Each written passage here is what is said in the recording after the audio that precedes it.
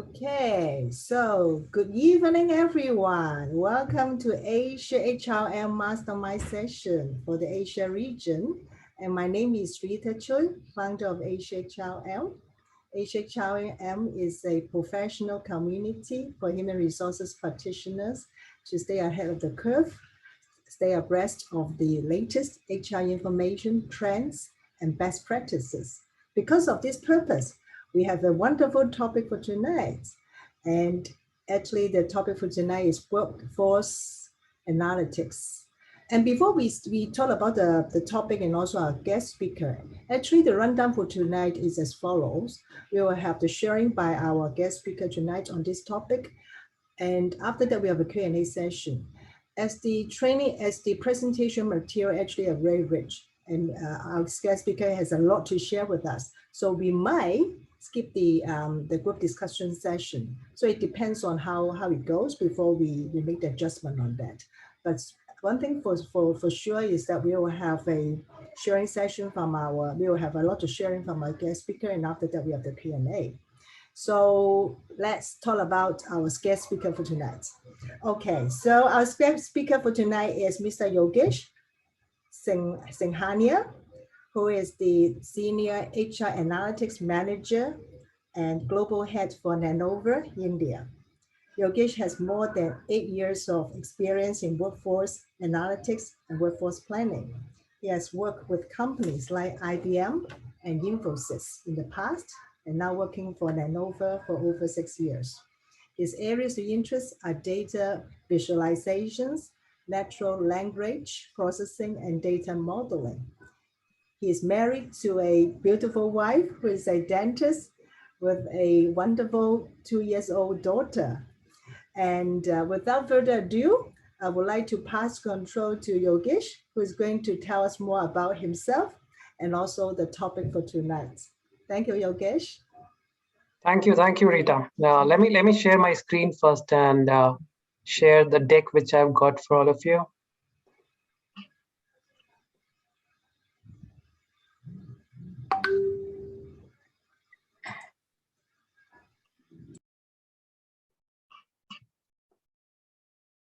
All right, let me know once you can see the screen, and it will have a title HR Analytics Best Practices. Can you see the screen, Rita? Yes, we can. Yes, we can. Go ahead. Yeah. All right. So I think Rita has given a brief introduction about me and about my family as well, but I would like to describe a little more about myself and how my journey has been in terms of my academics and my professional career till now. So a very good morning and good evening to people from other time zones as well. And about my upbringing, I was born in a small city in central India and moved to Bangalore in India in around 2013. And this was after completing my MBA in HR.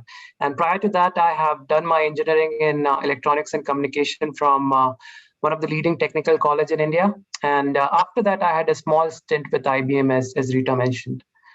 And I wanted to explore the management world, and hence I kept preparing for MBA entrance examinations and joined XLRI in 2011.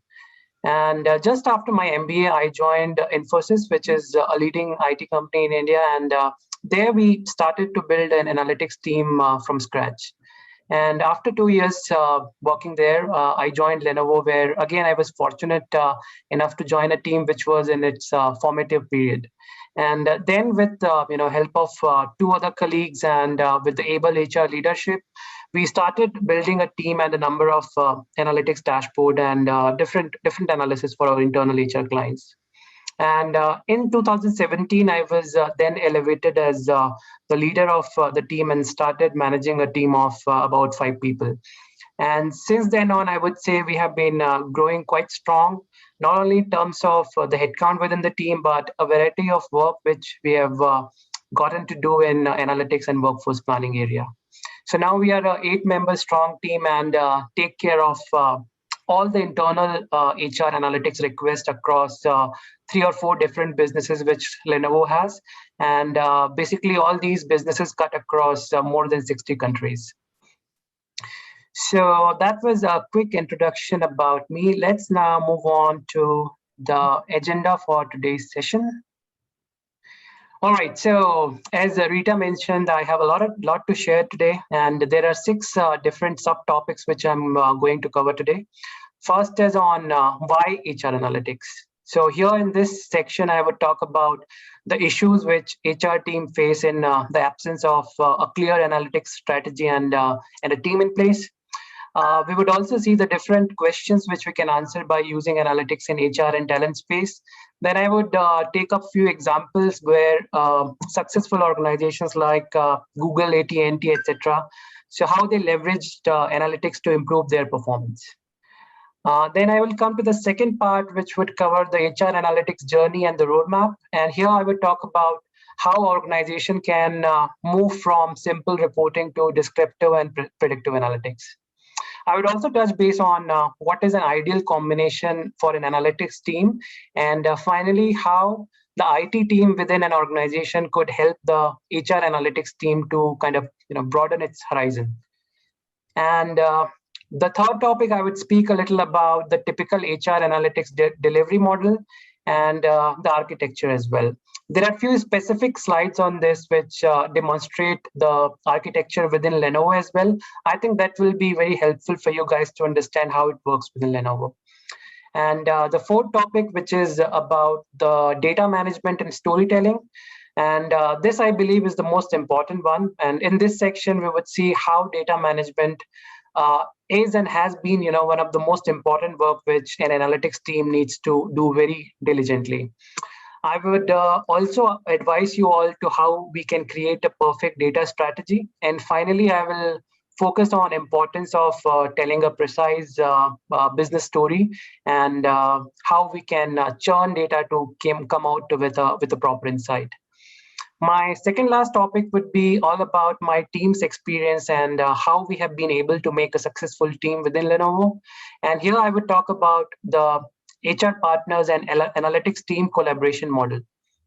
And finally, I would move to the last topic, which I think would be the most exciting one for all of us. And this is about the attrition prediction model and the use of natural language processing within HR domain. So with this set agenda, now let's quickly jump to our first topic, which is on why we should do analytics in HR. And since I have a lot to cover today and we do have some time constraint, so what I'll do is I'll pause myself at the end of each section, and then I will try to take 1 or 2 questions if you have. And of course, as Rita mentioned, we can have a detailed Q&A session at the end of the session. All right.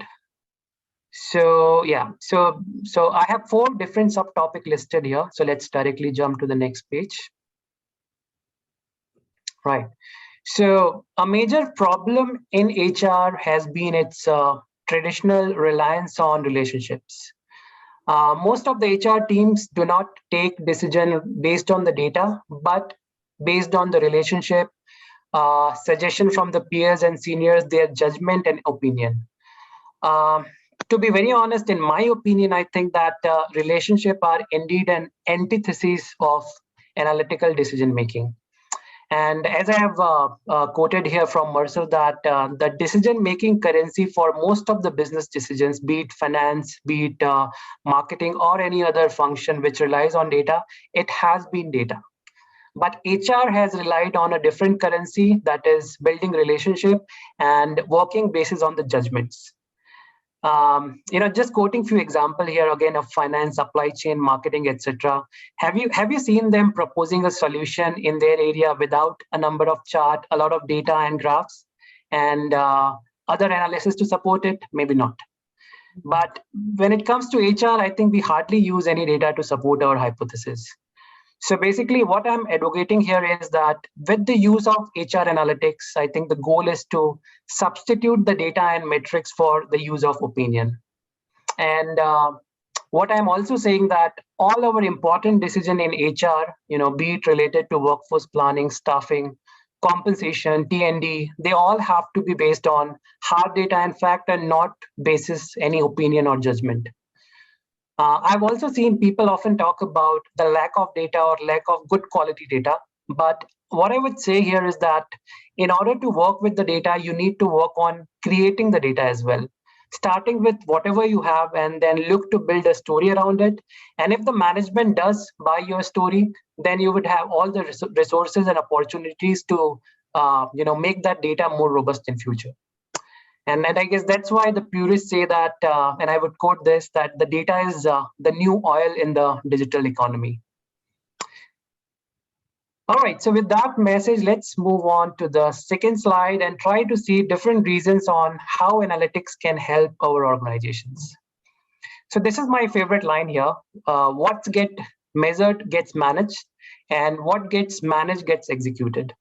So as I said in the last slide, until you start measuring your metrics, it's very difficult to manage it. And if you're not able to manage it, then forget about execution.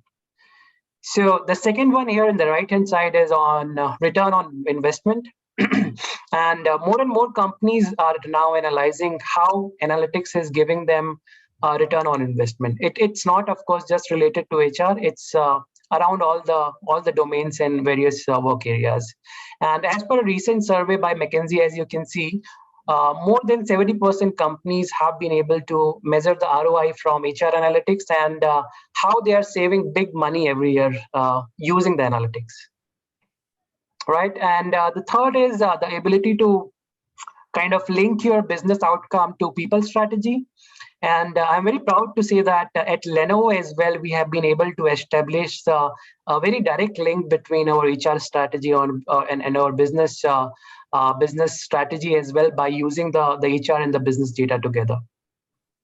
And finally, in the right-hand side bottom, I think one of the most important aspect is the performance improvement. As per a recent survey, and I'll quote this again, all the global organization with workforce analytics practices in place, they have been able to outperform all the other organizations which do not have a analytics organization in their organization or company. And this data says that they have been working or crossing them over almost by 30%. So clearly, we can see how HR analytics is helping business and driving their key business goals. So this was a little about why we should do analytics and why we should analyze the HR data. But moving on to the next page here, and this covers the top question which could be answered using HR data and analytics. And I know most of you would have some or the other use cases of analytics as a HR partner, as a CNB professional, or as a learning and development professional as well. But I think it's very difficult to think holistically in terms of how analytics could be leveraged in all different functional areas within HR. So maybe let's have a quick look at this slide and try to figure out what it says. So at the top on the compensation side, through market pay ranges and by computation of compa ratio, etc., we can design our compensation model, which would result in employee retention. Another example is on the employee engagement front, determining the employee engagement factors like comp and ben, work-life balance, workplace flexibility, etc., which are very closely associated with higher employee engagement. And then we can plan our strategies to optimize these factors. On the staffing side, on the recruitment side, we can work on a metric called as quality of hires. And by quality of hires, we can check if the employees we are hiring are really high performing or not, and whether they are going to stay in the company for long or not.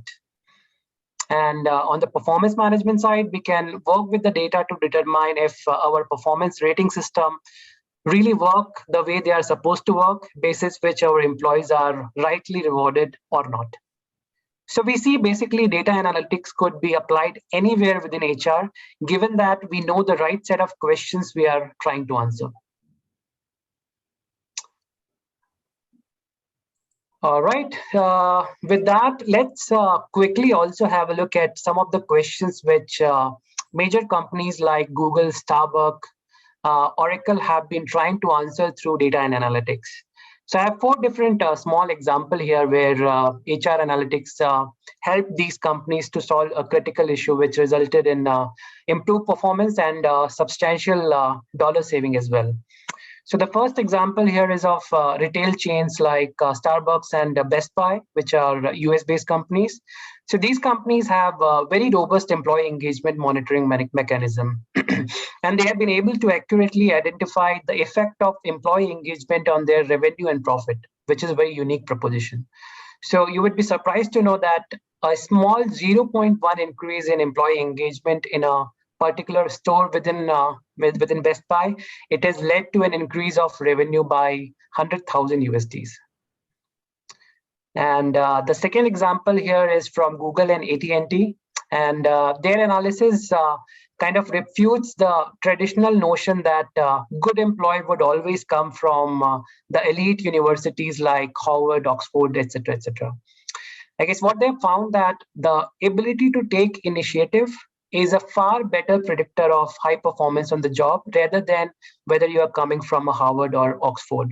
So basis this analysis, what they have done is they have changed their business strategy and hiring strategy as well. They are no longer hiring people always from these elite B schools or engineering colleges. They're also looking at other schools and looking at the trait which has come out to be a prominent factor as per their data analysis.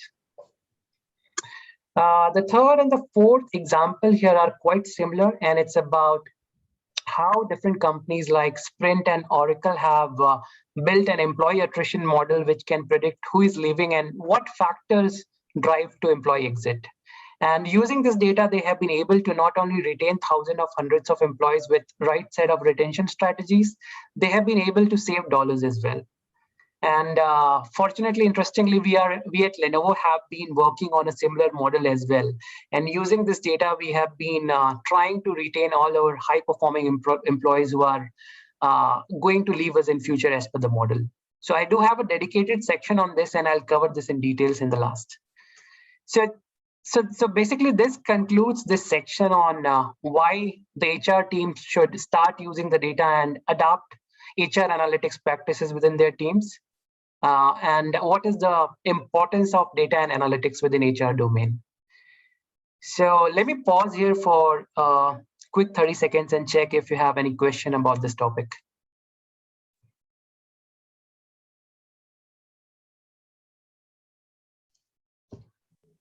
I have a question. Just now you mentioned about prediction of people who's leaving. What do you look for when you're looking at who is leaving and why are they leaving? I know of some engagement survey, they actually really ask you directly whether will you be leaving the organization in the next 6 months, for example. It's a very direct question. Yeah. But then again, some people don't really say it, right? Okay. Yeah, although some do, but some would not say it. So how do you sort of make sure the data, that it is honest feedback, the kind of thing, Yeah, so it's not really based on, the model doesn't really based on only one or two factors in totality. It works on a variety of input factors like what has been the employee's demographic, his or her compensation level compared to the market and otherwise compared internally. Of course, engagement surveys responses are one part of the data which is there as input. And there are around 25 to 30 data points which we use generally as an input. And then basically there are these combination of several factors which kind of led to attrition in the past. And using that combination of factors, we kind of try to look in the future data as well. So I think it's a variety of factors which are generally leveraged as an input. And I have a very detailed slide on this which talks about all these factors, including employee engagement surveys as well. So when we get back to that topic in the last, I think I'll explain you in more detail. Yeah, it's very good so far. You have been doing very, very good for sharing. Thank you so much. All right. Any other question?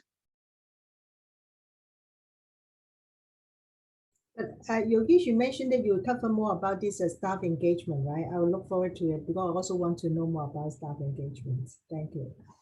Sure. All right, then let's move on to the second topic of today, which is the HR analytics journey. And All of you would be my co-passenger today in this HR analytics journey. Of course, this journey would be a short one till the time we are in this session together. But after that, we'll need to make our own roads in moving and walking in this journey if you want to travel through the roads of HR analytics. So let's quickly move to the page 1 on how organization move from simple operational reporting to predictive analytics. So let's see what are different stages of analytics you will have to walk through to move from level 1 to level 4 here. Level 1 is very simple operational reporting, and we look at the data mostly retrospectively from data from the past on what happened. So basically, we are trying to answer questions like what was the company's headcount, how many hired, how many exited, etc., etc. In level 2, we reach to an advanced reporting stage where we try to figure out the reason of an outcome. So basically doing some root cause analysis like why are our employees exiting at a higher rate compared to last year? What are the key reasons of their exit? And I have one more slide on this, and it says that most of the organization are stuck in this phase of determining the why, the advanced reporting stage. The third level here is the advanced analytics, and in this level, the organization try to forecast the outcome. For example, if we foresee that we have high employee attrition risk, what could be the possible trigger of attrition in future? So basically a little of forecasting and a little of prediction. But the fourth and the ultimate level is the level of predictive and prescriptive analytics, where the organization know what step they need to take in order to prevent an adverse outcome like high performing employee attrition. And at this level, the practitioners of analytics team use several advanced level techniques like predictive modeling, logistic regression, scenario planning, etc., etc. So basically, the idea to introduce this model to all of you is to make you all aware that analytics is a gradual journey, and every team has to start from the basics. And until you have a sound operational reporting system, you'll not be able to move to the second stage, which is advanced reporting, and so on to the third or the fourth stage. And as you can see in the x-axis and y-axis, the complexity in each level increases, but at the same time, the business value also goes high. So let's see in the next page where I have a quick view of where most of the companies struggle. All right. So as you see, the level of effort in the advanced reporting is the most. And most of the companies really struggle to reach here and maintain the status quo. So operating reporting, I think, in my opinion, this is the easiest part, but the second part, the why part is, and this is called as advanced reporting, is the most difficult and time consuming. And I guess it happens with most of the companies, until they spend a lot of time streamlining the advanced reporting use, they simply cannot move to the stage of advanced analytics or predictive analytics. So as I said, it's a slow process. It's a gradual process. All the analytics practitioners need to be patient, and they need to understand the fact that moving from one level to the other will take a lot of time, maybe months, maybe years, you never know. But here, the most important part is the process and learning which this journey provides you throughout being in different stages. All right, as I said some time back, so just answering that what part is never enough. You can get to know, the what part with some simple reports. As an example, through the staffing report, we can get to know what's our time to fill for a particular position, or what's the cost per hire. But we would never get to know from the simple report that why the time to fill or why the cost per hire for a particular position is very high compared to other. And without analysis, we will also never know that how we can manage these metrics well so that we have a reasonable return on investment. And that is why I'll move to the next slide and show you what's important. So here we see that asking what is my cost per hire is a operational reporting. Understanding why cost per hire is high is advanced reporting.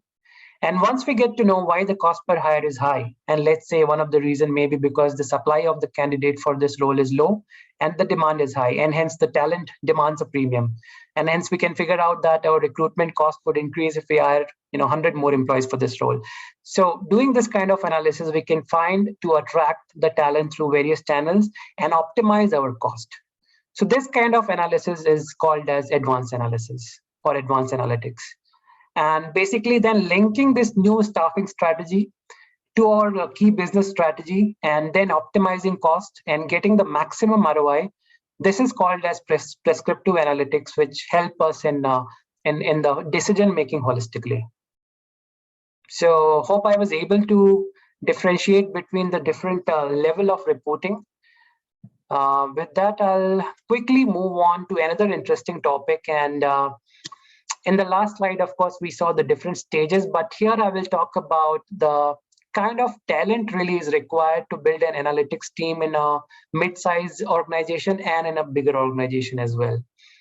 So in my view, in general, a typical analytics team is comprised of 6 to 7 people, and different team members can have either one or an overlapping responsibilities or the skill which is mentioned in this slide. So at the bottom, you would see that the HR domain knowledge is there as a base. And I think this is the founding stone as a team which, as a team, we can plan to do analytics and kind of know about the needs of our customers' data and requirement. And then we definitely need someone who knows our business well as well, and how the data and analytics would help drive the business outcome. And of course, consulting skill and the ability to tell a story is very important as well, because you always should know how to sell your product to your customer. And I would now move to the right side and focus on the IT system and database, which is, in my opinion, one of the most critical function within analytics. And I believe that you should have a dedicated person in the team who has a very strong hold on data cleaning, data massaging, and basically taking care of entire life cycle of ETL, which is extract, transform, and load data. And of course, you need to have a very close relationship with IT team. Otherwise, you're bound to fail in implementing your solutions. And then we have data visualization expert in the analytics team who work on different data visualization tools such as Tableau, Power BI, Click, depending on what your company strategy is. And there are people who, these are the people who give you your beautiful charts and visualization, which is the main input to various CXO level presentation. And finally, at the top, you would see we have people who build advanced statistical model and take your team from the level of advanced analytics to predictive or prescriptive analytics. So as you see here, every analytics team has to has a right set of skill, and no one person is going to be skillful in all the above skills. So we need to make sure that we have enough people in the team and enough funding for having those people. Obviously, when you start your team, you don't need to have all these skill in one go. You can start with the HR knowledge and data expert and maybe data visualization skill as well. And once you have started delivering some result, you can pitch in for the additional resources as well. So I'm sure once you have a compelling story from the data, I think the management would like to invest more in a hot topic like HR analytics. I have one more slide on the role of IT team and how IT team support to make analytics team work successful. And I'll read out this survey here as a result of this survey. We have found out that around 63% of the companies who have successfully set up the HR analytics practices, they said that their IT team is extremely supportive. And from my personal experience point of view as well, I can say that IT team plays a big role in the overall implementation of end-to-end analytics within the team. I'll give you an example of my own experience in 2016 when I started working on Tableau, which is a data visualization tool. And our first challenge was how to send the HR dashboards to 600 HR employees who are all our internal customers.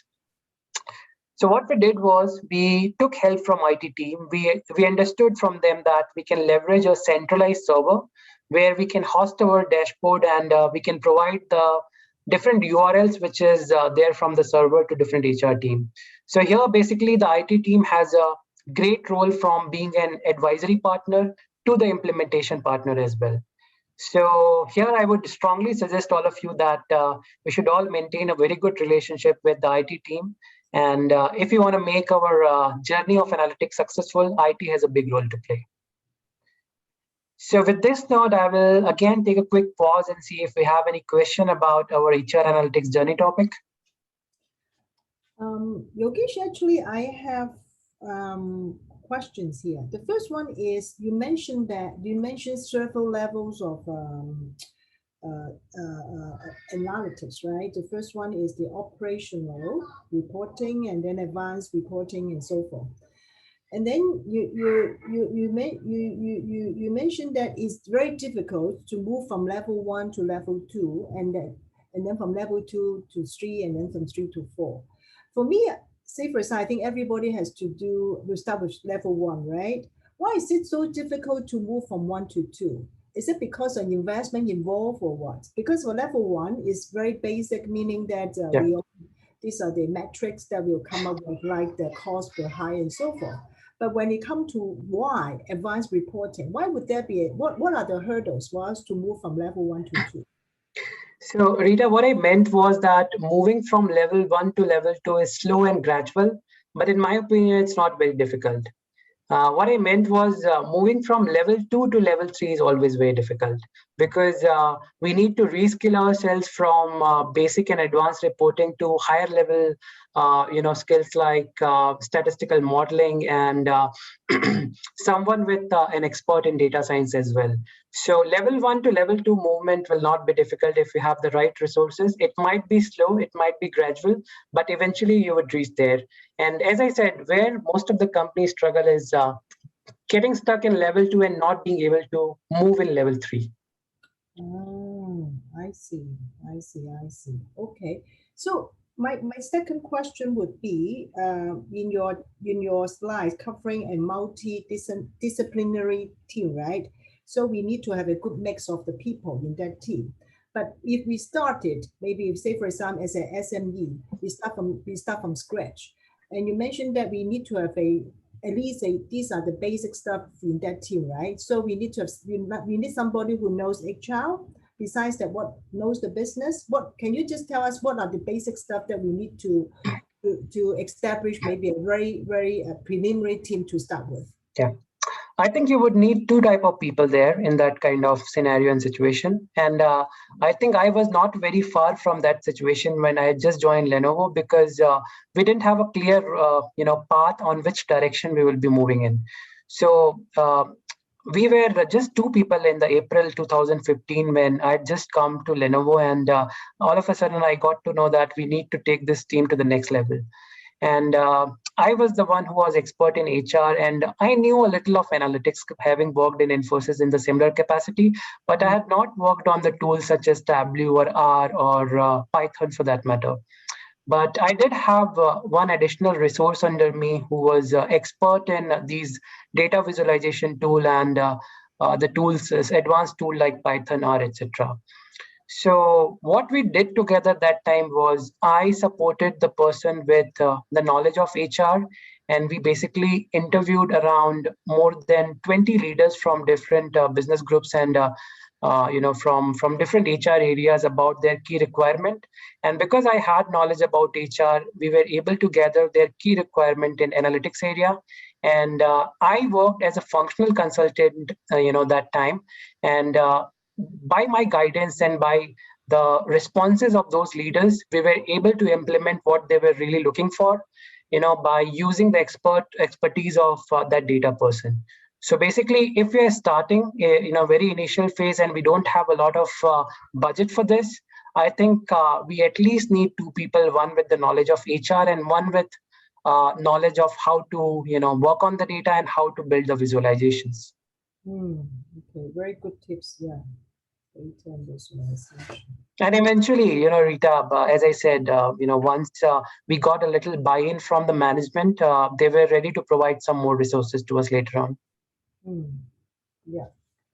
Good. I do have other questions. How about the others? Do you have any questions for Yogesh? I think hi Shivam here. Uh, not really a question, but I think I can relate to Yogesh when you say that it will be a slow journey from one to two, because working with various HR teams, I've encountered these situations, and I'm able to relate to what you were saying.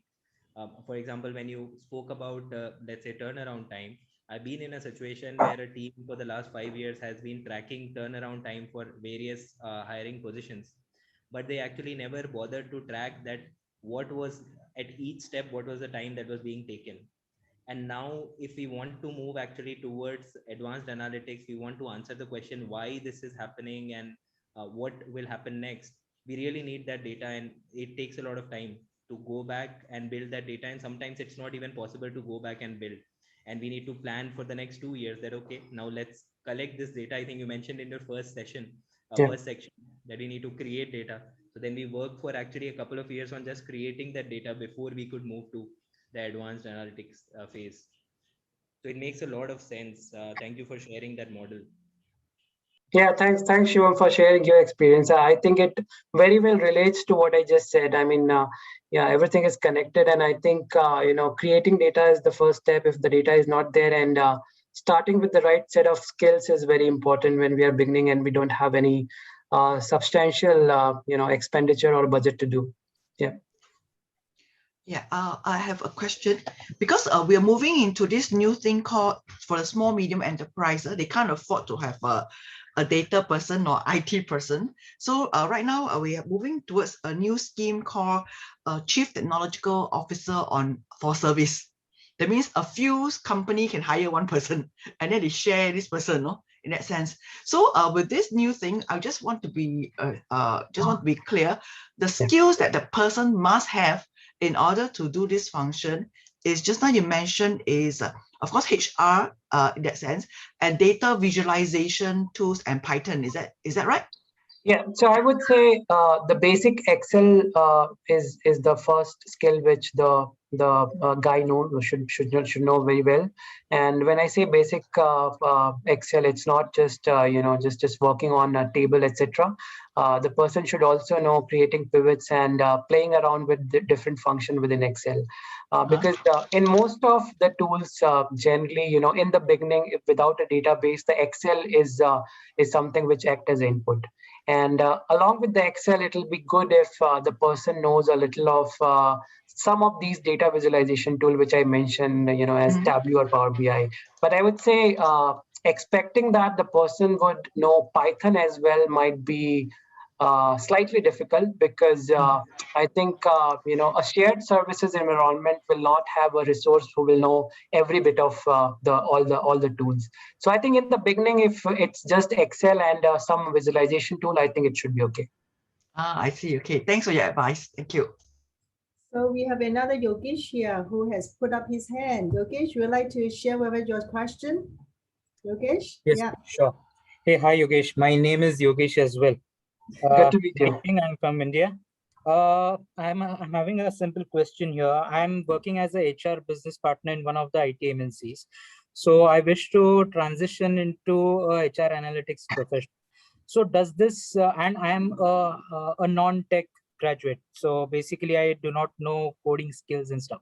So once we move beyond the Excel tool, when we are wanting to have R, Python, SSPS and all, so do we need to have a coding knowledge? Not really in the beginning, Yogesh. And I say that because you already have your HR functional knowledge. And if you would have focused in my slide on the multidisciplinary team details, one of the very important aspect which I had mentioned was the knowledge about HR.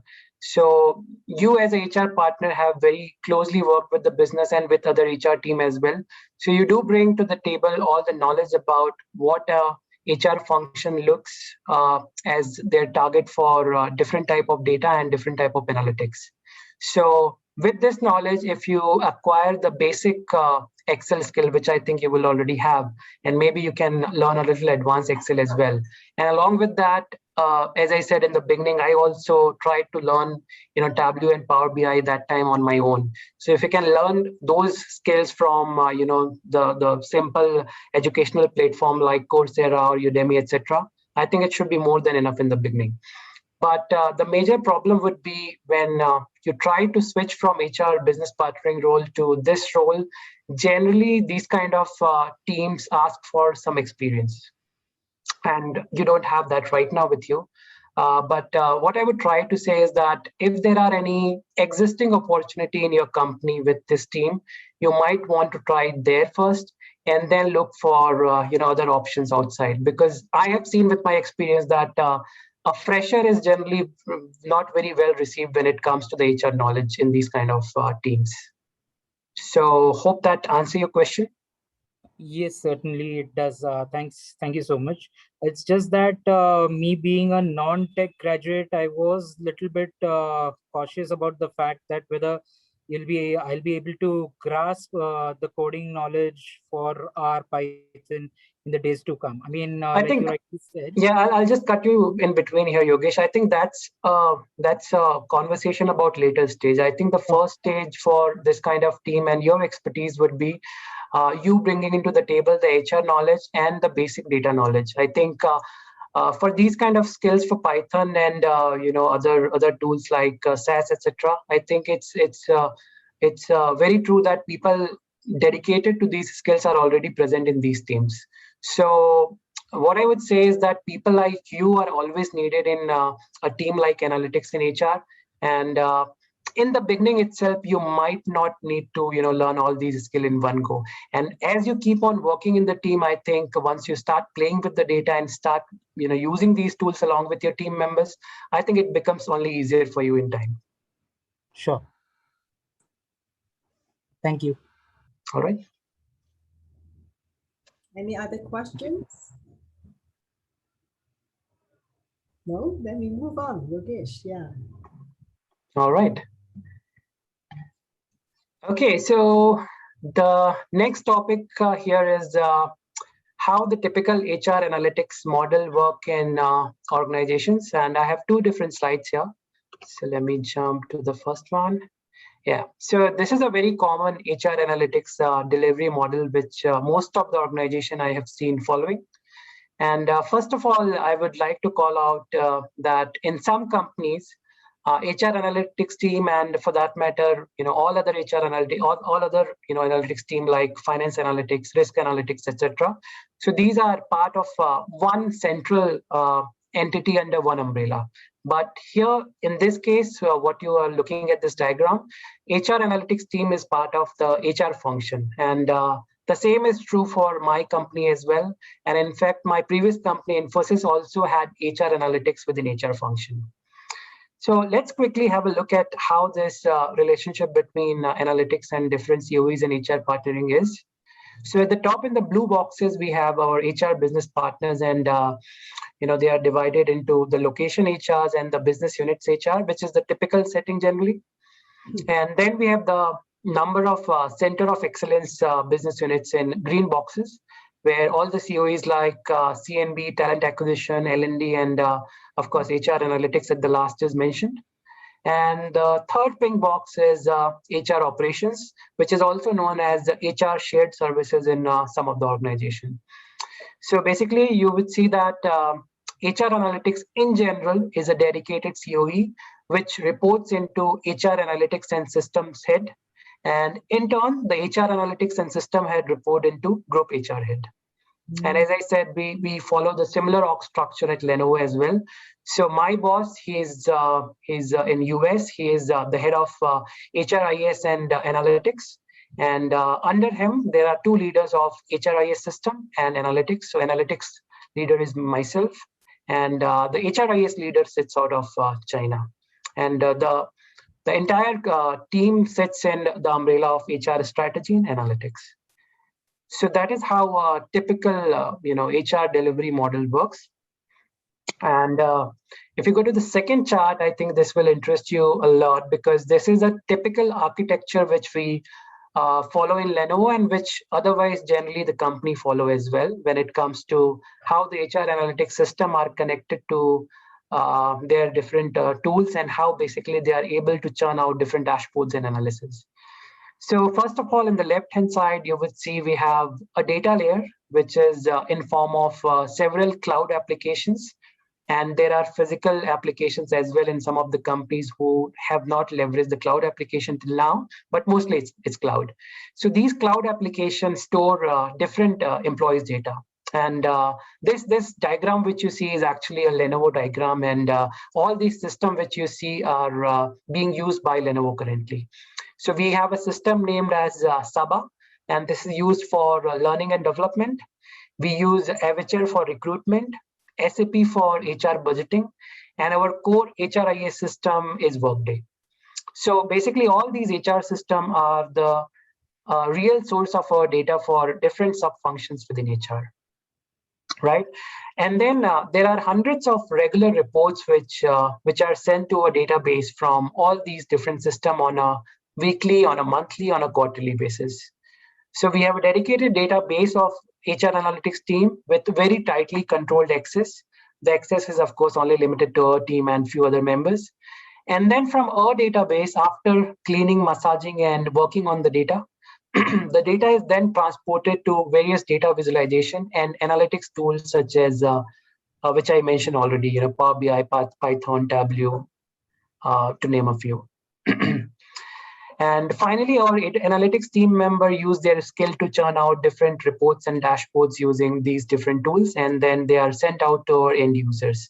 And when I say send out, it is not really a sending out of a mail. Rather, they are communicated that these dashboards, are in form of a URL in the server, and they can access through using those URL. So this is how a typical simple, data architecture process within HR analytics model looks like. So this is the end of this section. I'll again take a quick pause to see if there is any question. Yogesh, I have a quick question for you. And actually it's quite a simple one, but I really want to get a right answer from you. Is HR analytics same as people analytics? Are they the same? Yes, they are. So there are various names of this team. We call it workforce analytics, people analytics, HR analytics. You can call it anything, but they all do the same. Yes. Okay. Good. Sorry to interrupt. Yogesh, could you just share with us briefly what are some analytics you all would do or throw out on a weekly or monthly, some common ones that must have on? Yeah. So the problem is we have been touching a lot of topics on a weekly or a monthly basis, but maybe I would quickly name a few important ones. So there are close to around 300 HR partners of different businesses and different locations. So we make sure that a monthly headcount and attrition report is published and refreshed to all of them. And the access is basis their own location or the business they support, right? And apart from this, we do a productivity report as well, which kind of captures the data related to employee productivity and the business productivity as well. Things like revenue by headcount and profit by headcount, and then we have one more metric called as labor expense by revenue. And then thirdly, we very closely track how our investment hiring and backfill hiring has been progressing. So basically, if we have a set requisition or a target of 100 people, then how we are moving in terms of our hiring this month compared to our target. So a lot of data, but I would say that some important data points in the field of basic headcount, attrition, talent acquisition, and in the field of productivity as well. But I'm not sure who asked the question, but if you like to learn more on this, I can send you a list of all the dashboard which we have and a basic description as well, which will really tell you what all different reports we have and how do we publish and who the audience are. Yeah, this is good, because you see, just now you mentioned the common one is like headcount and attrition, right? So headcount attrition, even without analytics, I mean, roughly we also know about this. Every month we do it. So what's the difference between using such deep analytics? What is the value added in that sense? I mean, we also have such that we do every day, every month, right? Okay.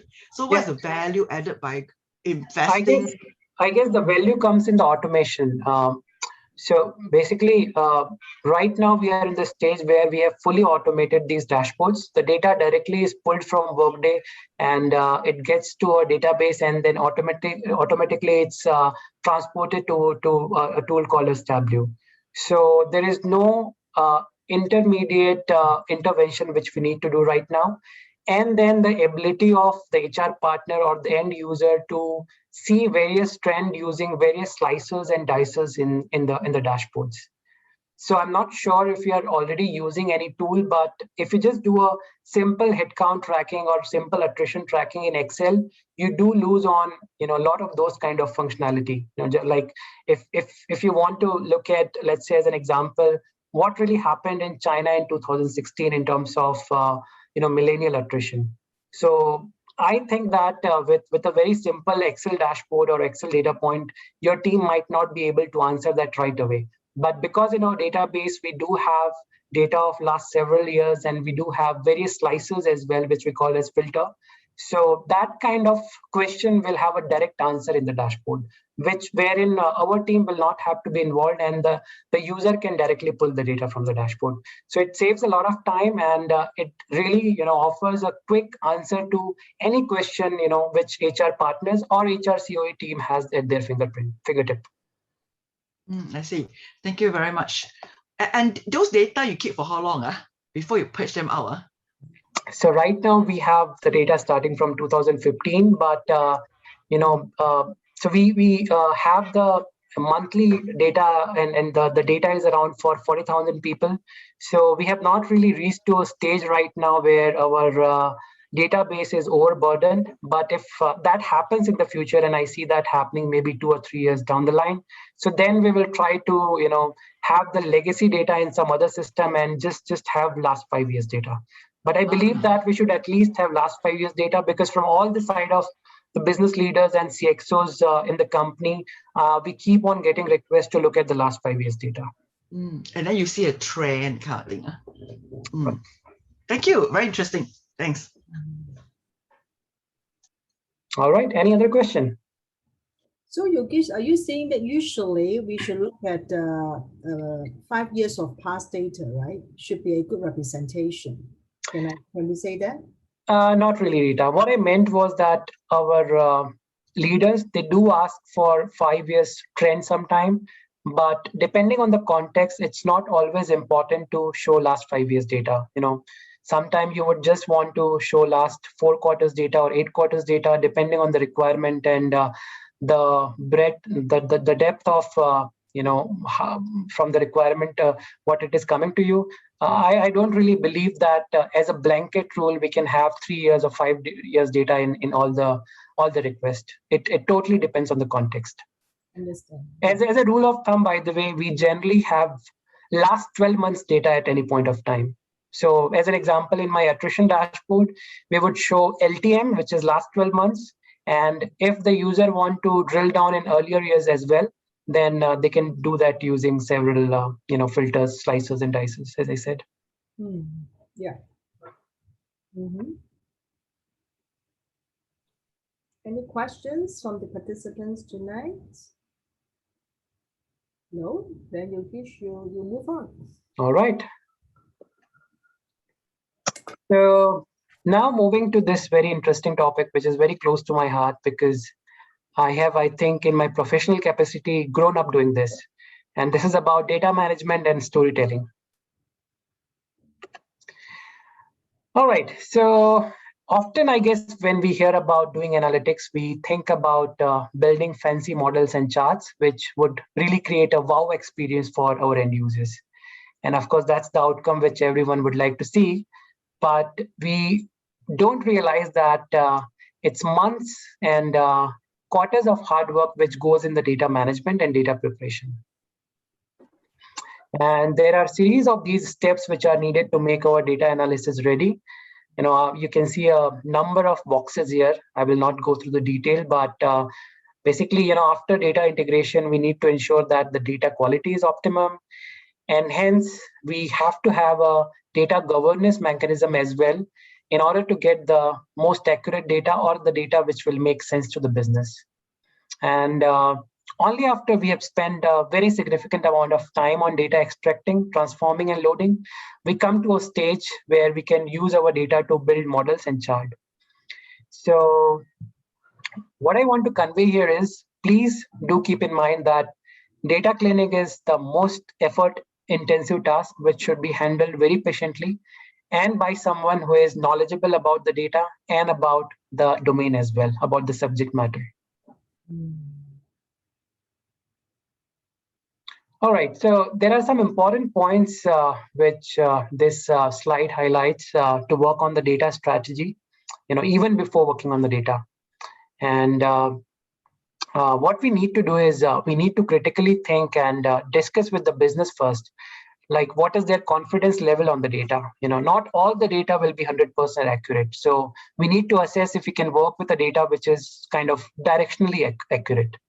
And I guess we need to learn from other teams as well, like the finance team as an example, who use very limited resources and data, and they make educated guesses and estimates. Now, if you don't find the availability of the data today, I think it's very important to discuss if we can construct that data in future. I mentioned that in the beginning as well. And again, I'll give you an example here from my experience. And this is about Lenovo here. And here my CHRO asked me for employee exit interview response data. And basically she wanted to know the real reasons of employee exit in China. And I did not have an answer at that time because we did not have a very robust exit interview data collection in place. So I then discussed with the related team, the IT team and the team who collects this kind of data, and then came out with a plan that by 6 months, next 6 months, we would have right system in place, we would have the right questionnaire, and we would have right people in the place who will help us collecting this information. So of course, in this case, I did not have an immediate answer to my CHRO's question, but I did indicate to her that she would have it in the next 1 year. And we would then start collecting the data in the next quarter's time and have something concrete by the end of 1 year. So basically the idea here is that if you do not have the data today, you need to assess and see the situation if we can have the data tomorrow or on the next day. And you need to assess the situation along with talking to not only the business, but talking to the final user or the end user of the data as well. And there are some mention of pulse survey at the bottom. So of course we can do some pulse survey in order to get some general trends or how the data is really moving rather than focusing on the actual data, if that's an alternate. In the same section, moving on to another informative slide here, and this talks about different end users of HR analytics. And this is a slide from Mercer's team. So Mercer has listed down all the possible user of analytics dashboard and reports here. And you can clearly see they range from board member and CEOs to the line managers as well. And of course, the COE teams like CMB, talent acquisition, L&D, they would use our analysis time to time.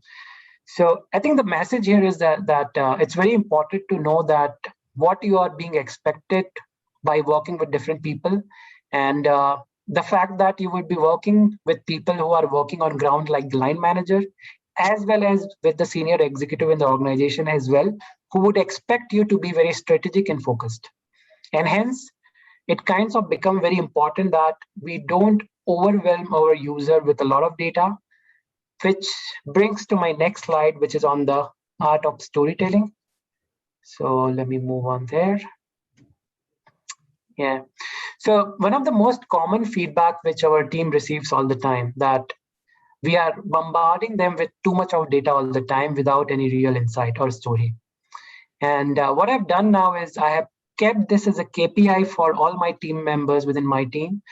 And what they need to do is they not only need to learn the art of perfect visualization, but they need to present the data with a clear story so that people understand what we're trying to convey and whether the question they are looking to solve is being answered or not.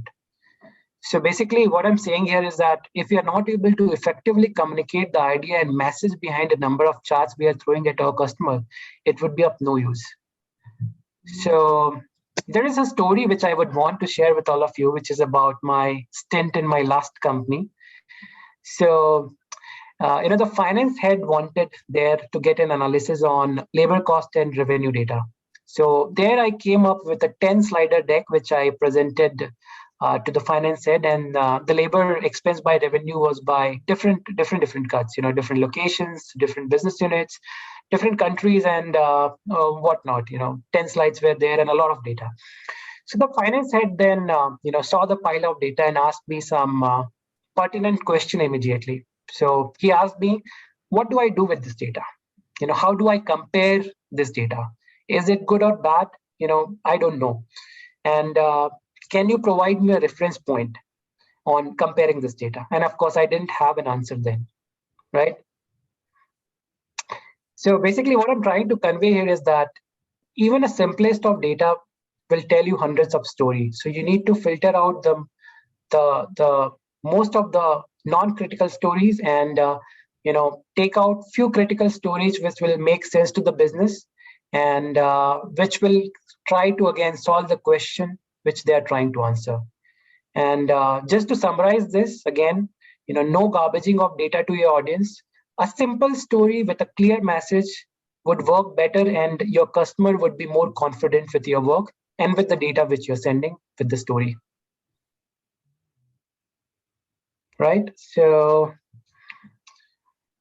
I have kept this slide as this chart as a reference, but let's maybe quickly go through this because it's a good tip on the data visualization practice. So as I said, we need to try and be very simple in making different charts. And here you see that in the first chart, the background is pretty dark, and the viewer or the user of this might not find it very comfortable to read. So I would suggest that a simple line chart or a histogram chart works much better than very complex charts. Try to make it very simple. Do not use very dark colors, and try to put all the data labels very precisely, very clearly as much as possible. Again, you would not want to use a lot of 3D charts or have too many distractions like multiple grid line, etc., like we are seeing in the first chart. And again, also using very simple colors for showing different values, but not overdoing on the colors with very defined colors.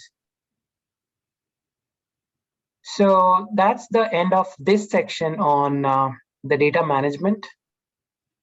Let me again take a quick pause of 15-20 seconds and see if there are any questions. Hey, Yogesh, I have a thought. You share with us about a simple story, right?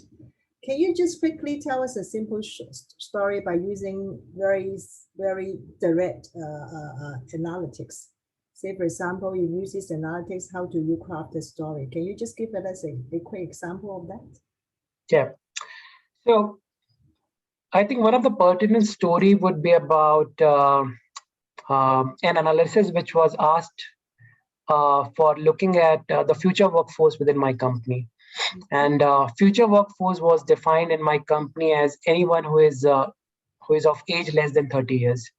So one of the problem in Lenovo has been that in most of the countries, we are slightly aging population. And management wants that we get a lot of fresh blood within the company so that we have a proper succession planning. And in order to do this, I thought how to start. And I gathered my entire team and we brainstormed on several data visualization possibilities.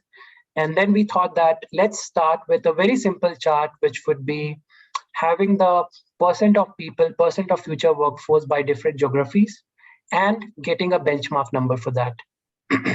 So we built this chart where we showed very simple histogram on what is the future workforce overall Lenovo number, and for different countries, or sorry, different geographies like Asia Pacific, Europe, and Latin America, North America, etc. And then when we looked at in a particular geography, there was a focus area or there was a problem, we tried to dwell a little deeper into different other countries in that geography as well. And again, we did not count all the countries because we wanted to only focus on the top 3 or 4 countries.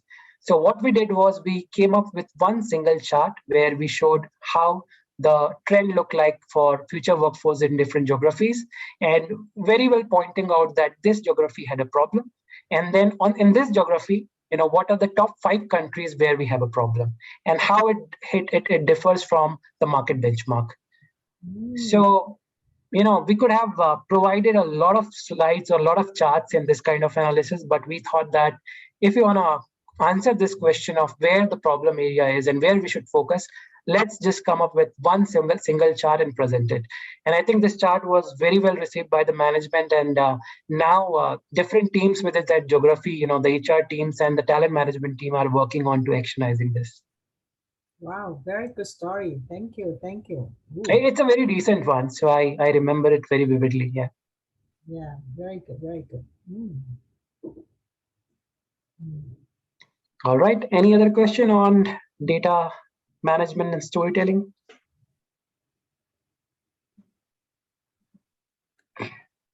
Tiny, no, right? All right, then I would now focus on the HR analytics function at Lenovo and how our typical day-to-day activities look like while working with our customers.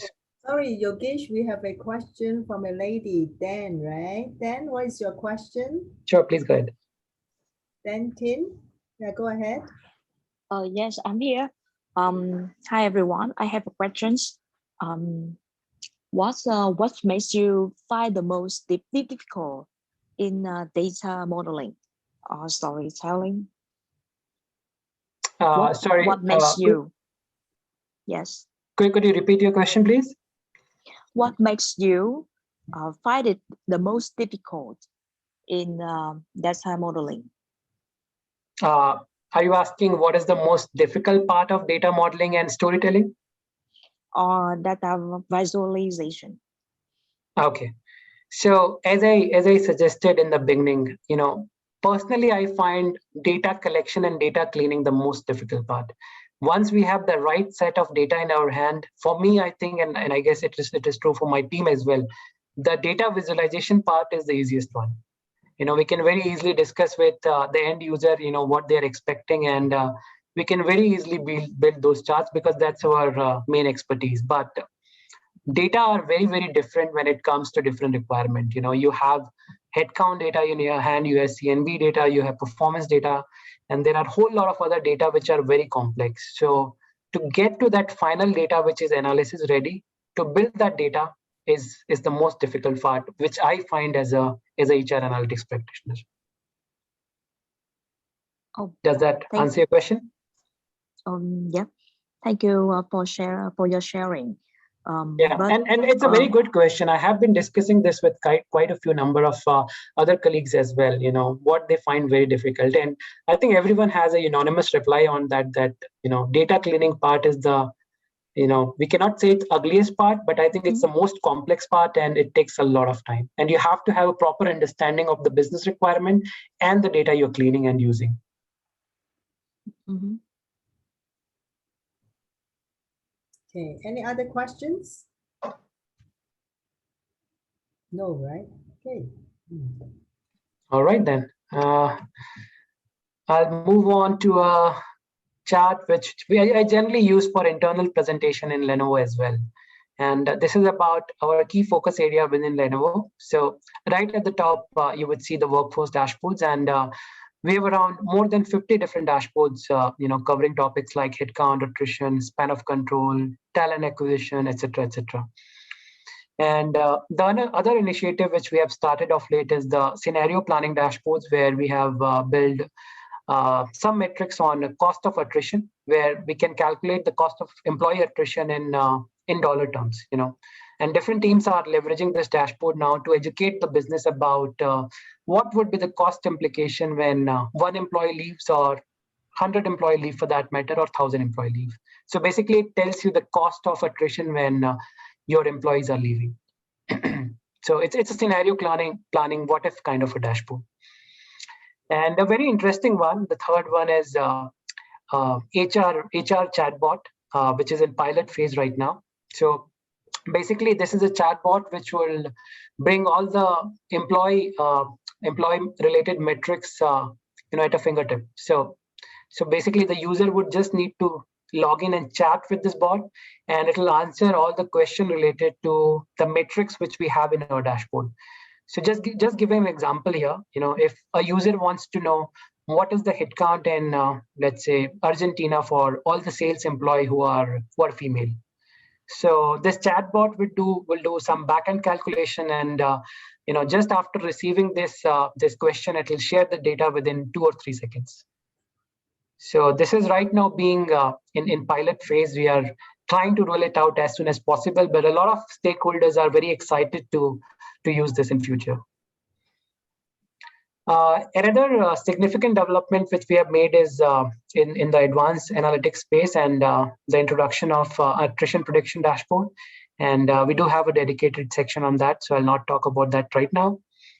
And the next item here I would say worth mentioning is the use of HR metric benchmarking services. And for this, we have collaborated with different vendors like Mercer and Gartner, who are industry-leading vendors for benchmark and HR consulting. And in our HR benchmarking repository, we have most of the benchmark data available, which could be really used to see how the organizations are performing and how they are comparing with the high-tech industry. So here, in a nutshell, you see that we have a variety of work areas where we focus within Lenovo. And again, if you like to know more about these topics, I would share my coordinates, and you can be in touch with me later. Now, I'll quickly move on to the next slide, which is on Lenovo's HR analytics portal. So this was my brainchild, and this was created somewhere around 3 or 4 years back, I think in 2018 beginning. And the main objective of this portal was to collaborate all our dashboards and all our analytics work or content at one place for the entire HR community within Lenovo. And some of the key features, as you can see, we have a single sign-on, we have role-based access, and we publish monthly and quarterly newsletter as well, etc. And basically, the idea of this portal was, that it helps us collaborate with our customer better, as this kind of act as a single source of truth for all the HR-related data for them. And I think for any analytics team, I think this kind of exercise and this kind of portal is important when they reach to a slightly advanced stage, And having this, it ensures that you don't really have a disengaged audience who have no clue about where and what to look at from the dashboard or from the data point of view. I think they will know, where to reach and which navigation or which tab to follow to look at a particular dashboard or get a particular data point. So I think when you reach to a slightly advanced stage, do think about having this kind of portal. All right. Again, this I just spoke about, which is on the industry benchmarking, and as I said, I think it's very important to have a right benchmark for the comparison. How would you know that your company's attrition or productivity is good or bad? How would you compare your employee pay with the market? And in the absence of a relative benchmark data, our numbers will not really mean in isolation, as much. So as I said, in Lenovo, we have subscribed to 2-3 different vendors who are industry-leading benchmark service provider. And in this slide, you can see a range of different benchmarking metrics they have listed here on workforce, demographic, and employee turnover, etc. And of course, we can slice and dice the data by different functions, job locations, and job bands or job level as well. Again, I think here the key message is that once you reach to a slightly advanced stage, you need to talk to your management that we do have the need of this benchmark data and try to get a funding for it. typically these vendors provide these reports and access to the portal, in around 5 to 15,000 USDs per year. So that's the cost which we generally pay to different vendors, worldwide. So, sorry, can I ask what is the churn rate? Churn rate. So churn rate is not very typically used as a metric a lot, but churn rate is overall movement in your headcount, including your new hires and attrition. So basically, if you just talk about turnover or attrition, it's just the movement out, but churn rate takes into account both movement in and movement out. Oh. Yeah, that's something I have not. Okay, churn rate. And to be very honest, we do not use it at Lenovo. It's just part of this repository from the industry benchmarking. Oh, I see. Okay. Thank you. Yeah. And this page is kind of emphasizes on the importance of choosing the right peer group for getting the industry benchmark data. So this is an actual data for Lenovo, and for Lenovo, we have selected different segments within the high-tech sector. So we have computer hardware here, consumer technology, some of the e-commerce companies, telecommunication, some of the software or the IT companies as well.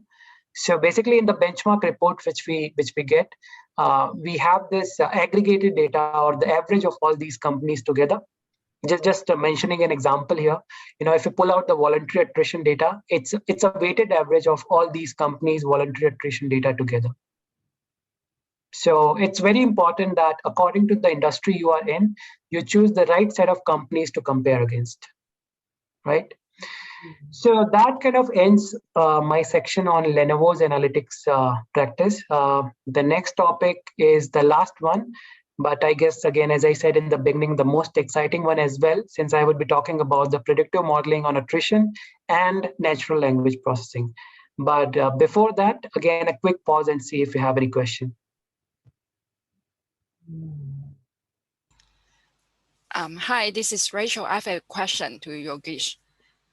Yes, so, in case for some companies, we cannot get more external market data. So then, based on your experience, in what kind of situation the top management, they would like to see both internal and market data in order to get their buy-in? Yeah. Thank you. I think it would be always the situation that you will not be able to find all the companies being listed in your vendor's repository. So as an example, we wanted all our direct competitors to be listed in this group, which you are looking at my screen right now. We wanted, in the telecommunication side, we wanted Xiaomi, we wanted Samsung. In the PC side, I think there is no Acer. There are a few other companies like Toshiba and NetApp as well, which are not here. So what I would suggest is that look out for different vendors and look out for the list which they share, the companies list which are, registered with them, and try to be close as much as possible in terms of looking at the similar industry data and try to get as many as possible companies which are in direct competition with your companies. And that's what we have done. We had definitely made some compromises because not all companies, as I said, are here in the list, but we do have some important companies we would like to compare against, like the Dell, the HP, etc. So again, there is no fixed solution for this, but I think you need to be as close as possible to your industry. Does it mean that basically in your company, you are trying to pull both internal and external data together? Absolutely. So in all our dashboards, which I have mentioned about, be it headcount, compensation, talent acquisition, etc., wherever we have an availability of the benchmark data, we always include that along with the internal data. Okay, thank you. And maybe I'll elaborate more on this. So let's say if we are presenting an attrition rate to a particular country. Let's say it's let's say some European country, maybe let's say Slovakia as an example, because Lenovo has some presence in Slovakia. So if we are presenting attrition rate for Slovakia, so we include two things there.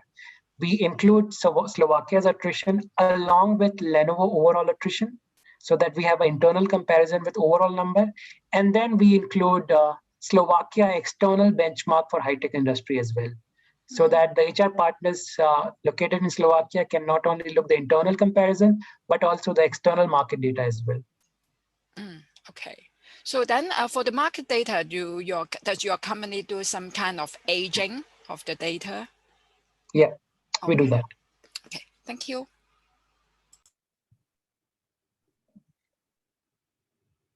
All right. Any other question about Lenovo's practices?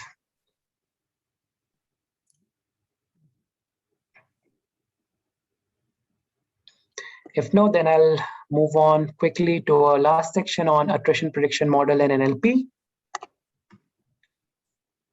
All right, so this slide is basically the basic know-how of how the attrition prediction model work. And with this model within Lenovo, basically we have been able to predict the factors which are leading to our high-performing employee attrition and exit. So basically you can see this model uses a lot of complex machine learning algorithm and AI techniques like logistic regression and decision tree and random forest. You might not have heard the names of it, but these are sophisticated algorithm techniques to do some modeling. So basically we do this to determine the attrition probability of an employee from 0 to 100% range. And to explain it further, there are around 50 or 60 data points related to employees were examined very deeply. And these data points were, I think across all the HR areas, starting with employees' demographic, employee performance, employees' potential, their compensation related data, their if the employee is in sales plan, then sales performance data, then data like what is their time with the current company, time with the previous company, number of companies they have worked in, and time since last promotion, time in current job level or band. So multiple data points were there. And then finally, we found out that around 20 or 25 data points were the most significant and important one using the algorithm in our model, which we used. And one data point which we always wanted to include was engagement score. Engagement score of the employee on how engaged the employee is to be in the company, to remain in the company, and how he likes the company overall. But unfortunately, we have not been able to receive the data because of the confidentiality clause we have signed with the external vendor who conducts the survey. But we do get the manager's level data, at a manager level, what is the engagement score of the manager?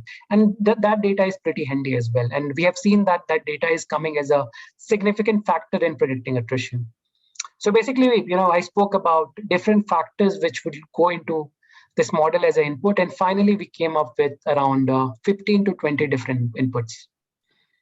So I'll move on to explain it further. And I have a process flow diagram here. And it explains how exactly the model works and what kind of output is something which we have and we present it to our stakeholders. So the way it works is, and I will explain in a very lamanish term, very simple terms, so that everyone clearly understands. The way it works is that we take out employees' data for last 4 or 5 years, and both the records are taken. The employees who have exited and also the employees who are part of Lenovo currently.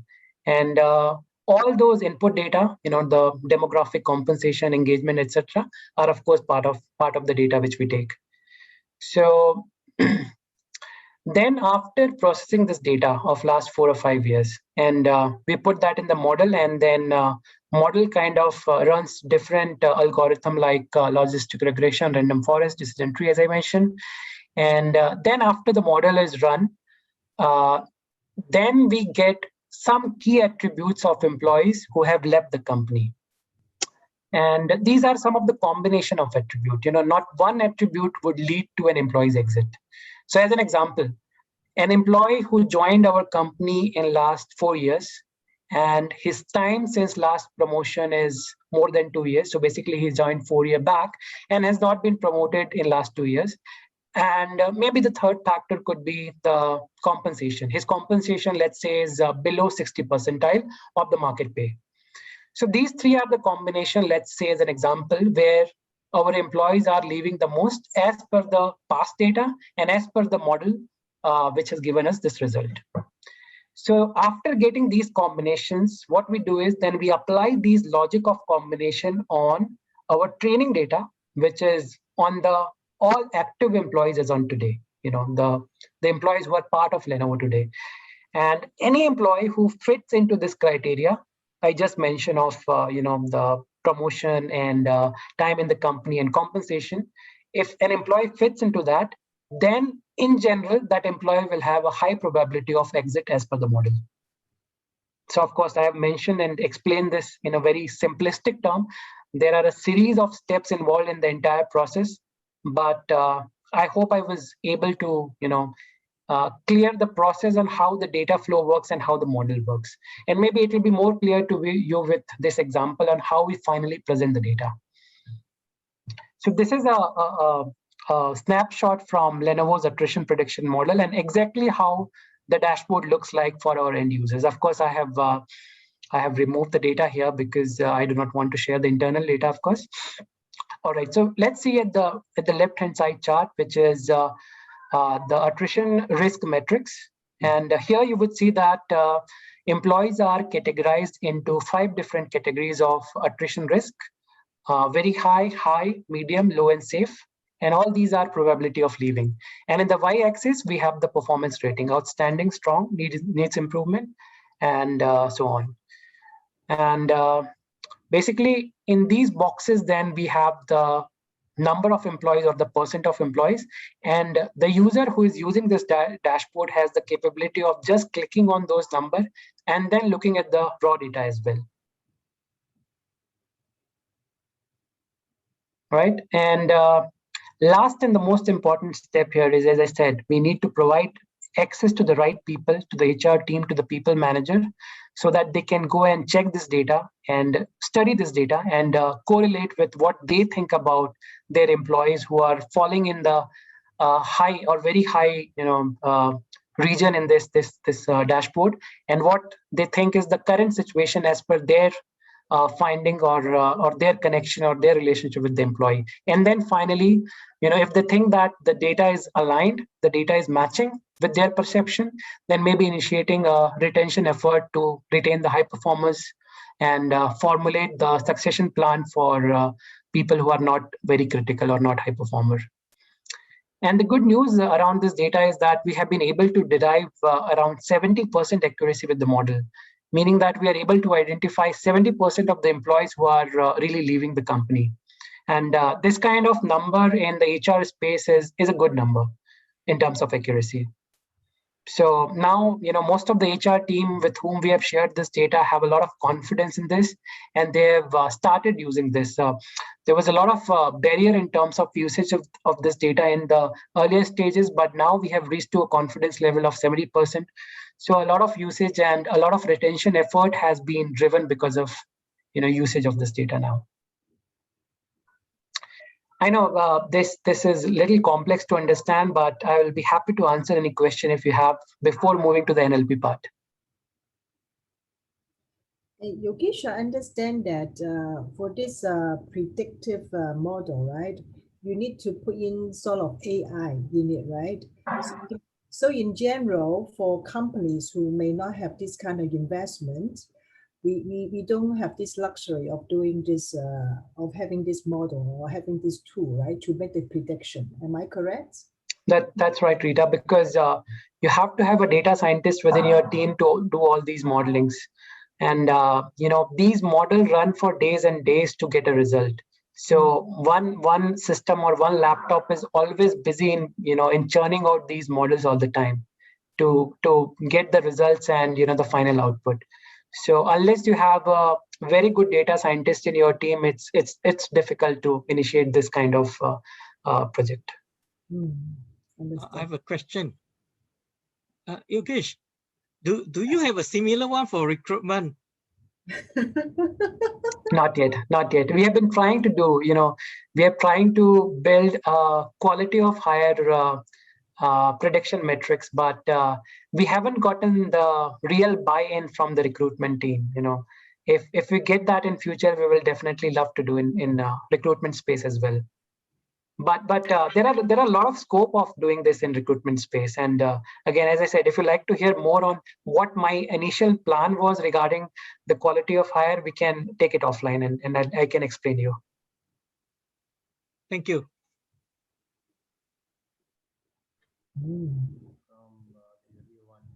Any questions from the participants? Yeah, Rita, am I audible? Yeah, go ahead. Yeah, I can't hear you. Can you speak louder? Yeah. So my question to Yogesh is, how difficult was the change management in terms of the adoption? Yeah, I hear you. I could not hear the name, but I did hear the question. So as I said, adoption in the beginning of this kind of data was very difficult because to be very honest, our model was not as accurate as it is now. In the beginning, when we were starting to build the model, we just had around 3 years of data, and we kept working on the modeling again and again till the time we have reached to a 70% accuracy. So in the beginning, we had to explain different teams a lot because the capability of understanding within the HR partner for this type of complex model, I would not say it's not there, but it's complex and difficult to understand and comprehend. So initially we had to do a lot of hand-holding in terms of explaining this model again and again to the HR partners. And even after explaining, they were not ready to use this data because they thought that the data looks slightly different from their perception. So then we kept on working on refining this model, and then once we reached to a subsequent accuracy of more than 60%, we reached out to all the HR partnering team once again, saying that the accuracy rate is better now, and we can once again check the data and can train your team once again. And we did that. And along with that, we also gave them a subjective information that this is just an indicative number. And you need to use your own wisdom and your own knowledge about the employee and then, judge whether the employee is really leaving or not. Because HR decisions would be very subjective and no model can rightly judge whether an employee will leave or not. So with all those messages and with all those multiple trainings and redefining of the data, we did receive some good success later on, but initially it was very, very difficult. So thanks for that, Yogesh, and I hope I'm a little more audible now. Yes, you are. Yeah. So my next question was on the hiring side, and that's the follow-up question that was there, saying,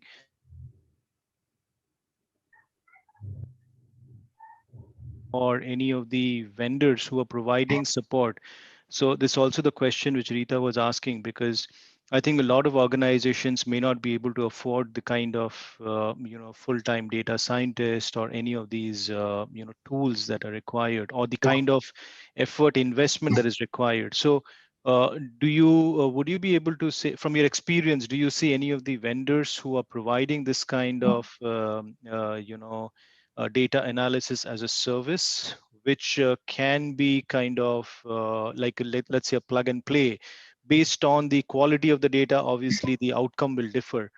But is there something like that in the market which you would be able to recommend for SMEs, which typically are small and medium segment organizations? Did you specifically ask about the recruitment space?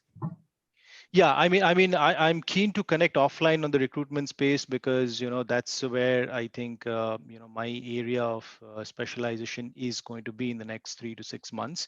Yeah. But I think we can take that offline. But for the purpose of everyone's knowledge, I think if you could share if there's a vendor or this anything that's available as a service. Yeah. So I specifically asked this because of late our recruitment team has been able to collate with a vendor known as Arya. I will maybe after the call will send all of you. Maybe I'll send to Rita the full name and the website of the company as well. So basically, what this company does is they have a sophisticated AI algorithm wherein they read all the historical resumes of our employees, and then they find out keywords related to a particular job opening or a particular position, which is required, and successful candidates' resume who have been hired for these positions. Right. And then what it does is, for the future requisition, it automatically provides us the suggestion that, out of 100 resumes, these 10 will be the one which will fit to this job role basis the historical data which the machine learning algorithm has seen in the past. So this is something which we are wanting to do is internally as a team, but we did not have enough resources, so we went and collaborated with Arya, and I think the collaboration is almost done, and we are right now in the process of finalizing the implementation steps. Wonderful. Thanks, Yogesh. Thank you. So yeah, there are many vendors in the market. We can look at, but there are 2 or 3 more which I know of. So I'll be able to share those details with Rita, and Rita can share that with you. But sorry, but my last question is, but it still depends on how the internal data, maybe the master data, or let's say how these keywords are realistically built into the job descriptions and some of those aspects, as in how data is being managed internally, right? So I heard you mentioning about saying data cleansing and the quality of data was one of the biggest challenges that you faced, right, in this overall journey. Right? You're absolutely right, and that is what we have been struggling with in this project as well. The implementation of Arya, and we believe, and we have seen that the past data is not of 100% quality which we would have expected. So what we are doing now is at least setting up a mechanism that the future data, whatever we do in terms of future hiring, that is robust, so that in future when the model sends out the new recommendation, that is accurate. So if we cannot do anything with the past data, at least get better in the future. Thank you. Thank you. All right, I will quickly move on to the last section of the day, which is on text mining or natural language processing. Okay, so this is a typical chart which I generally use to explain this text mining through NLP, and it is not as simple as it looks in this chart, but this chart I think clearly explains it in a very simplistic term. So, starting from what text mining is and what NLP is. So basically, text mining is the process of transforming unstructured text data into structured data for easy analysis. And text mining uses natural language processing, or what we know as NLP, allowing different machines, which we call as our systems and these softwares, basically allowing machines to understand the human language and process it automatically, or in the way we have asked the machine to do. So you would all understand and know that it's very easy to analyze the quantitative data, the numbers. But let's say that you have a big size file of exit interview comment. I'll again take an example of exit interview comments here. So exit interview comment, a very big file size conducted by all your HR partners for employee who have left in last, let's say, 5 years. So HR partners have written a lot of comments on why your employees left. And obviously it will be very difficult and time consuming for you to go through the comments one by one. So in that kind of scenarios, the text mining simplifies the whole process by converting the unstructured data into a structured one. So how do we generally start? So we generally start by the pre-processing of the text and checking the consistency. And if there are any other language, words like Chinese, Japanese, etc., we try to translate that into a unified language, let's say English. And then we prepare the text data in a way that it could be analyzed easily in a tool such as Python or R or SAS. And after putting up some rules or logic, then we try to find a trend or a pattern in the data for most frequently used word by the HR partners or by the employees. So just giving an example here, the reasons which manager provides for employee exit. It can be compensation, but let's say for that employee, the exit discussion happened with the HR partner, And employee has conveyed that the real reason for his leaving is because his or her manager was biased, and he was not really getting enough career growth in the current role. So basically, the text mining process look for such trend, and then we finally come up with a word cloud, which shows the most frequently used sentiments of employees for their exit. Maybe I'll show that word cloud to you here. So this is how a typical word cloud looks like. And this is a real example for an exit interview survey done in Lenovo. And this is a response for 1 year. And here, bigger the size of the text means that that reason or that word has most frequently been mentioned by the employee who exited. So this is just one application, word cloud, but there are several other applications of chatbot in the natural language processing or the text bot, text mining in other fields as well. I've just given an example of this cloud word, but there are around 3 or 4 more use cases which our team in general have on day-to-day basis. I will not be going into the detail of those because it will be too much for this session, but maybe later on I can have a separate session on NLP and can talk about it. But overall, this is how the typical NLP and typical predictive model, work. And now I have reached to the very last section of my presentation, and generally I include this one. It's a comic strip, and it highlights the importance of the leadership here. So, in general, a team is always reliant on the leadership and direction provided by the leader, and of course, it doesn't only apply to analytics, rather it applies to all the corporate teams. And in order to build a successful analytics team, I think the management should be able to find a right leader to take the function ahead. And I'm not saying a charismatic leader or a leader who will do wonders, just a right leader who could show the right path to the team member. So with that, I am reaching to my last slide. Thank you very much, everyone. We have covered a lot of topics today, and I understand that people from non-analytics or non-HR background might have found it a little overwhelming, but I have provided my coordinates here. Please feel free to reach out to me if you have any questions or any clarification or any guidance if you want from me on this topic.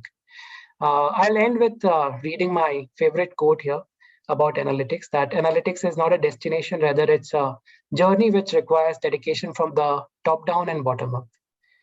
So with that, I'll just check if we have any question from the audience.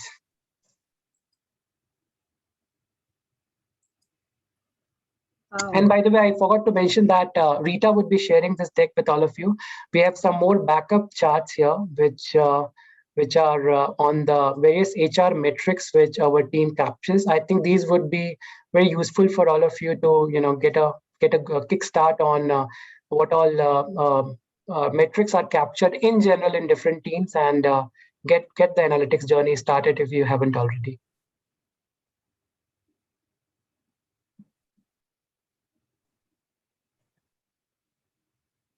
Wow. Any questions for our speaker tonight? Very rich content and educational, very detailed. Yeah. I just thought that I just learned a lot about HR analytics from our speaker tonight. Wow, amazing. Rita, I just realized it's 7:50 India time, so I took a lot of time. Sorry about that. But I hope I could make my session, absorbing, and it was useful to everyone.